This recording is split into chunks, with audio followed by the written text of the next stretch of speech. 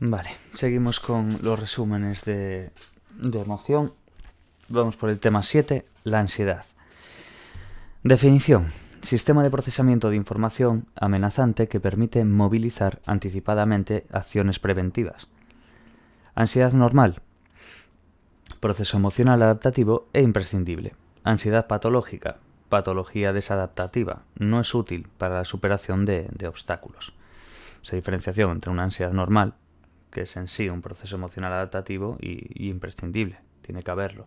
Y otra cosa ya es la ansiedad patológica, que básicamente eso en vez de adaptativo es desadaptativo, ya que en sí mismo no es útil para superar obstáculos y demás, y por ende pues trae una serie de consecuencias negativas. Desarrollada a partir del miedo, la ansiedad, importante. Es una emoción básica, que significa que no es primaria, es una emoción básica, fruto de sesgos cognitivos. Bajas o bajo condiciones normales mejora el rendimiento y la capacidad de adaptación. Desencadenantes. Reacciones aprendidas y anticipadas de amenaza, determinados por la historia personal. Puede generarse por 3 procesos de aprendizaje: condicionamiento clásico, aprendizaje observacional y transmisión de información. Serían desencadenantes. Y también la condición desencadena, pues básicamente es un cambio en las condiciones estimulares externas o internas que moviliza el proceso de estrés. Endler y Kokowski tienen 4 tipos de situación genéricas: las que implican evaluación social, amenaza de peligro físico y situaciones ambiguas y rutinas diarias. Arrindell delimita 4 temáticas ansiógenas: temor a situaciones interpersonales, relaciones relacionadas con la muerte, lesiones, sangre, temor a animales y temores agorafóbicos. Entonces, Arrindell delimita 4 temáticas ansiógenas, que sería el temor a situaciones interpersonales, las que están relacionadas con la muerte, lesiones, sangre, temores a animales y temores agorafóbicos. Ansiedad patológica, pues el mero recuerdo de situaciones desagradables desencadena estas reacciones en sí. Procesamiento cognitivo. Se inicia ante situaciones de aparición lenta o que son previstas, valoradas como muy importantes. Tono hedónico moderadamente negativo. Valoración de la posibilidad de afrontar la situación. Escasa capacidad para vivir en tales situaciones. Desagrado intrínseco, menor que el miedo. Duración temporal que puede ser mayor. Valoración de la significación, pues equivalente al miedo, menor urgencia. Afrontamiento, pues mayor capacidad de hacer frente. 2 fenómenos: priorización de procesamiento de estímulos indicadores de peligro frente a los neutros, y compensación que contrarresta los efectos de interferencia sobre el procesamiento de la información neutra o priorizada. Sesgos. Sesgos en la atención. Focaliza la atención sobre la posible amenaza. Inicialmente hay una hipervigilancia, constante rastreo de estímulos ambientales. Sistema de evaluación que trabaja con bajos niveles de conciencia y forma automática cuya salida activa selectivamente las representaciones que han sido biológicamente preparadas o aprendidas. Eso serían los sesgos en la atención. ¿Cuáles serían los sesgos en la memoria? También llamado memoria preferencial. Memoria implícita, tareas que no requieren recuerdo consciente. Memoria explícita, recuperación consciente. Dentro de estos sesgos de la memoria, tenemos a Williams, que nos dice que el sesgo característico de la ansiedad relativo a su procesamiento automático, la memoria implícita, acordémonos, permaneciendo inalterados los mecanismos de procesamiento controlado, que sería la explícita. Se activan nodos de memoria interconectados. Además, reduce la capacidad central de la memoria operativa. Lang, episodios emocionales representados por nodos interconectados. Cuantos más nodos sean activados, más fuerte es la activación del sistema. Y sistema de expectativas. Se basa en la organización que tienen las emociones en la memoria. El papel dual. Esos serían sesgos que acabamos de ver dentro de lo que sería el sesgo de atención y sesgo en la memoria. Hay luego sesgos en la interpretación, que se procesan los estímulos ambiguos dando preferencia al significado de peligro sobre el neutro. La preocupación motiva y anticipa. Cumple 3 funciones. Preocupación como impronta, que permite la aparición de pensamientos e imágenes amenazantes en la conciencia. Preocupación como preparación, que anticipa las consecuencias del afrontamiento sobre acontecimientos futuros. Preocupación como sistema de alarma, también. La preocupación se dispara también cuando se dan una serie de condiciones, que es el aumento de probabilidad subjetiva de que ocurra un suceso amenazante, inminencia del suceso, alta aversividad del sujeto, inhabilidad percibida de estrategias de afrontamiento. El mantenimiento de la preocupación será responsabilidad de la existencia de estructuras organizadas de información relacionada con las preocupaciones. La preocupación cesará cuando se alcance el manejo de la situación. Luego tendríamos dentro de estos apartados el mecanismo de movilización de recursos auxiliares. Implica la intervención de procesos cognitivos básicos, análisis cognitivo extenso en la memoria operativa, interferencia en el procesamiento de información que no es prioritaria. El sistema cognitivo necesita recursos auxiliares para compensar la reducción transitoria de la capacidad. El estado de preocupación proporciona la base motivacional para incrementar los recursos auxiliares.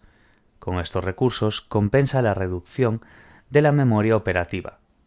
Cuando no es posible utilizar estos recursos, se produce deterioro en el rendimiento de las tareas. Ahora tendríamos los efectos subjetivos. ¿Cuáles son los efectos subjetivos? Angustia, preocupación, inseguridad, aprensión, tensión, temor, pánico, sensación de pérdida de control, etc.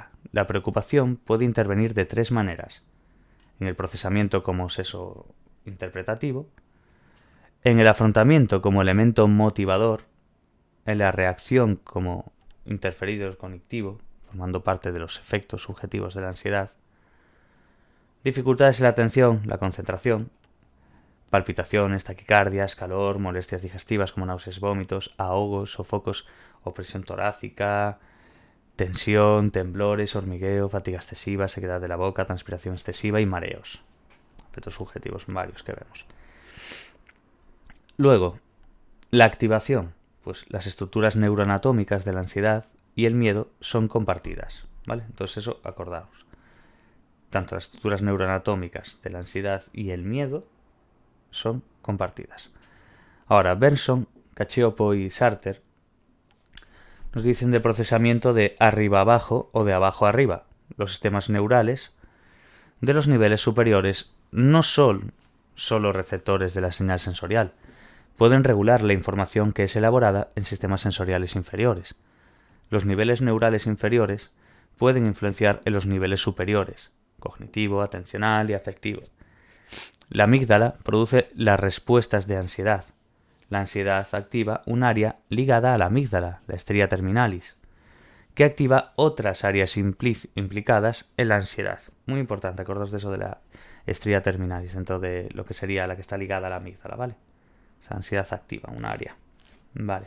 Este cuadro muy importante es básicamente lo que acabamos de decir, pero bueno, es para que se entienda bien cómo afecta a cada uno. El blanco anatómico y la expresión del miedo y ansiedad dentro de esto, ¿vale? Hipotálamo lateral, núcleo motor, núcleo parabraquial, núcleo de tronco cerebral, núcleo reticular, todo esto que fuimos viendo, ¿vale? Esto ya lo vimos en el libro cuando se va leyendo y demás. Vale, comunicación no verbal. No existe comunicación no verbal para la ansiedad, muy importante. Hay algunas características como la hiperactividad, paralización motora, movimientos torpes o comportamientos desorganizados, habla de baja intensidad, a veces tartamudeo.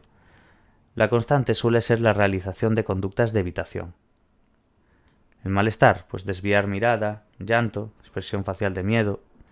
Inquietud motora, movimientos repetitivos, manipulación de objetos. Exceso de tensión muscular, estereotipias, rigidez.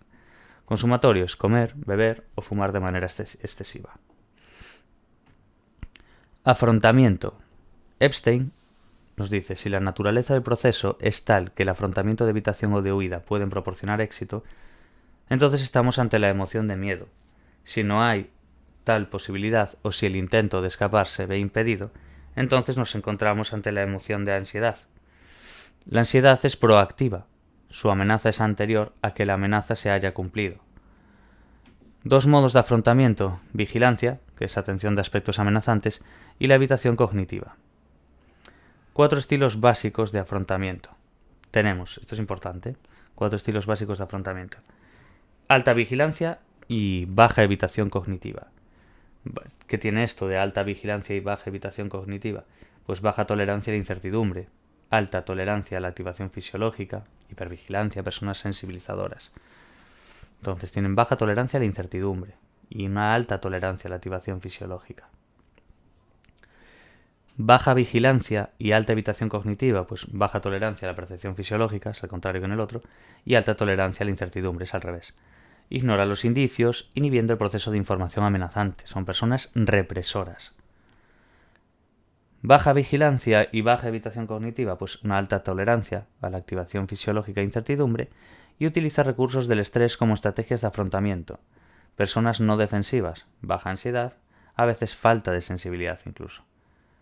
Alta vigilancia y alta evitación cognitiva, pues una baja tolerancia a la incertidumbre y activación fisiológica, dando lugar a ¿qué? A detección de falsas amenazas, intentos de control de la activación emocional, constantes cambios en la actividad, afrontamiento poco eficaz, personas altamente ansiosas. ¿Cuáles serían las consecuencias ahora? Pues ansiedad, estado rasgo, de Spielberg, nos dice: estado de ansiedad, emoción transitoria, activación fisiológica, aprensión, temor y tensión. Ansiedad de rasgo, predisposición de la persona para responder. Es una ansiedad futura que se basa en la ansiedad del pasado. Y rasgo de ansiedad, característica de personalidad. Ansiedad rasgo y ansiedad estado, multidimensionales. Los factores cognitivos y motivacionales predisponen a la persona a hacer interpretaciones amenazantes acerca de la situación, un componente rasgo. Luego, dentro de estas consecuencias vimos ansiedad, estado rasgo, el de Spielberg que acabamos de leer, y luego ansiedad y vulnerabilidad. Eysenck, neuroticismo, tendencia a experimentar fácilmente emociones desagradables, e introversión, evitación de estimulación o actividad externa. Kagan, temperamento de comportamiento inhibido, una elevada activación del sistema nervioso autónomo, retraimiento. Reis, sensibilidad, propensión para responder temerosamente, y expectativa de ansiedad, incrementa la percepción de señales de peligro. Esquemas mentales, cuerpo de conocimientos que interactúa con la codificación, la comprensión y el recuerdo de una situación, sesgando así la atención, la interpretación y la memoria. Las personas con predisposición a la ansiedad poseerían esquemas relativos a la amenaza, sobre todo en torno a la aceptación, la competencia y el control.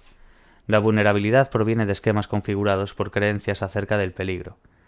Experiencia y medio ambiente, elevado sentido del control del entorno, menos ansiedad. Baja percepción de control sobre el entorno, más ansiedad. Mayor vulnerabilidad por la severidad de la situación, la inminencia del suceso y la probabilidad de ocurrencia del suceso. Predisposición hereditaria y estrés patológico, que exacerba los trastornos de ansiedad. Esto sería la parte de la ansiedad y vulnerabilidad. Acordaos un poquillo de estos autores. Y poco más. Luego está la ansiedad patológica, ¿os acordáis cuando la citamos? Pues ya es un trastorno de ansiedad generalizada. Hay distintos tipos, vamos a ir viendo. Trastorno de ansiedad generalizada, trastorno de pánico, agorafobia, trastornos fóbicos, fobia social, trastorno obsesivo-compulsivo, el TOC, vamos. Así que vale, venga, empezamos. Trastorno de ansiedad generalizada. Respuesta de ansiedad y preocupación excesivas sin control. Trastorno de pánico. Episodios impredecibles. Comienzo brusco, temor a perder el control o enloquecer, acompañados de palpitaciones, temblores, sudoración, dolor torácico. Y luego tendríamos la agorafobia, en trastornos de pánicos, que son básicamente el temor a sitios abiertos. Trastornos fóbicos, pues el temor marcado y persistencia ante objetos o situaciones. Fobia social, temor a la presencia de personas extrañas, a juicios. Trastorno obsesivo-compulsivo, ansiedad ante ideas obsesivas que son aliviadas por la ejecución de una conducta compulsiva. Medida, autoinforme. Entrevistas, como la escala de valoración de la ansiedad, ¿os acordáis que viéramos? Centrada en características generales de la ansiedad, como es el humor, la tensión. Registro fisiológico, pues procesos psicológicos como es esto, de ahí, o del VI, perdón. Autoobservación. autorregistro para el trastorno de ansiedad generalizada. Vale, esto sería el resumen del tema 7. Lo cortamos por aquí y seguimos ahora en un rato con el tema 8 y el 9 y ya terminamos. Después ya intentaré mirar la PEC y nada, el examen yo lo tengo, bueno, los de la primera semana los tenemos todos igual, que es el 28 viernes a las 6:30. Así que bueno, hoy acabaré de mirar los resúmenes y mañana me dedicaré por la mañana a mirar un poco la PEC o incluso hoy por la tarde, no sé. Vale, así que lo dejamos por aquí. En el tema 8, la hostilidad, humor, felicidad, humor, ¿vale? Cortamos aquí y nos vemos en el siguiente vídeo. Chao, chao.